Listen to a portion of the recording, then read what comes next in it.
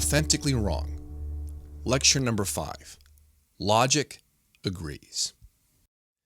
It seems to me that science and philosophy agree with our intrinsic and biblical understanding that babies in the womb are living human beings and are worthy of respect, worthy of not being murdered. First of all, scientifically, number one, the unborn is alive.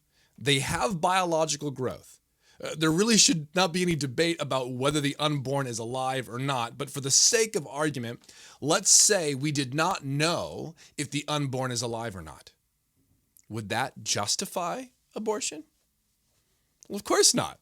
Because if you came across a body laying on the ground and you were not sure if they were dead or not, would you go ahead and bury the body? Well, of course not. If there's a chance of life, you protect it. No one would bury the body until there's 100% no life. But we indeed know that the unborn is alive. So number one, the unborn is alive. Number two, the unborn is separate from the mother. Yes, the unborn is attached and dependent upon the mother, but the unborn is a separate, distinct, biological organism. In Illinois, can you do whatever you want with your body?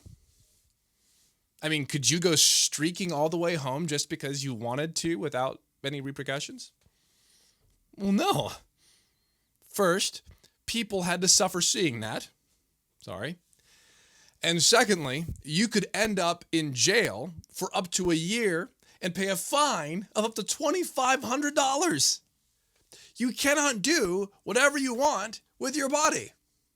But even if you could, it has no bearing on this issue because the unborn is not the woman's body. So scientifically, the unborn is alive, the unborn is separate from the mother, and number three, the unborn is human. Humans reproduce humans. They cannot reproduce anything else. Now, some have argued that yes, they are human, but they're not a person. Biblically, living humans are intrinsically valuable because they are living humans, not because they are persons, according to someone's ambiguous definition of such. But for the sake of argument, there are four main things that we can see that are different between the unborn and the born. And none of them make a good argument for declaring them not a person. Number one, size. Are the unborn really small? Yes. Depending on the stage of pregnancy, they can be really, really small. But does your physical size determine your intrinsic value as a person? No. Number two, level of development. Level of development. Do the unborn have a really low level of development? Yes. But does your level of development determine your intrinsic value? No. We are always developing. In fact, we are typically more protective of those who have a lower level of development because they are more vulnerable. Some say that our brains are not fully developed until some point in our 20s. Does that mean that those that are 30 and older have more intrinsic value than those that are under 30? Of course not. It is in fact a dangerous idea to determine the intrinsic value of someone based upon their level of development. Number three, environment. Environment. Are the unborn inside their mother's womb? Yes.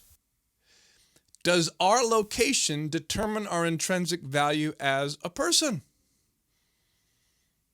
No. No matter where you live, you have intrinsic value as a human being.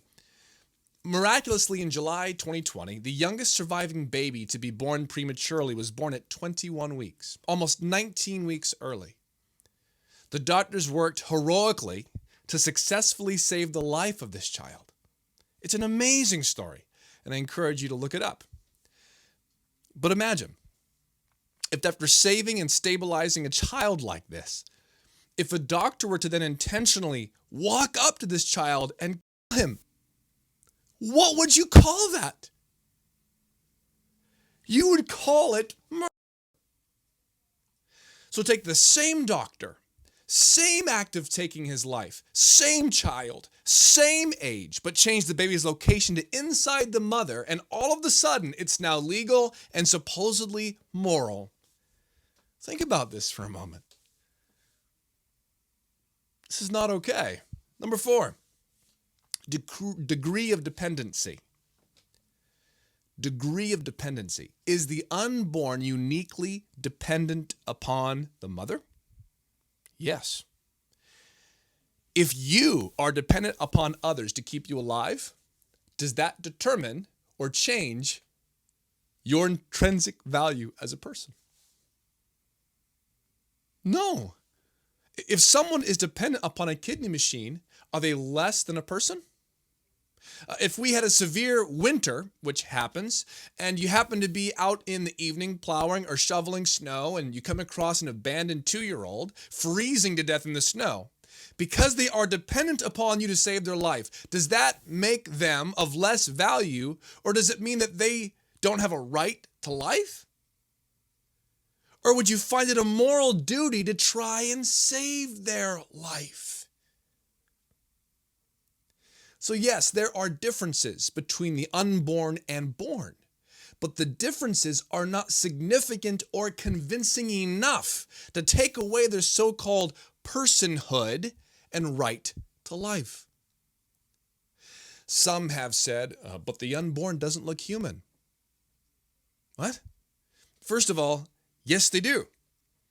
They look exactly like they're supposed to look at that stage of development. And second of all, the argument of they don't look human to me is the exact same argument that's been used to devalue people because of their skin color. Is this really what we want to go with? And this is also the same argument that's been used against people who have a physical deformity. It's an immoral argument.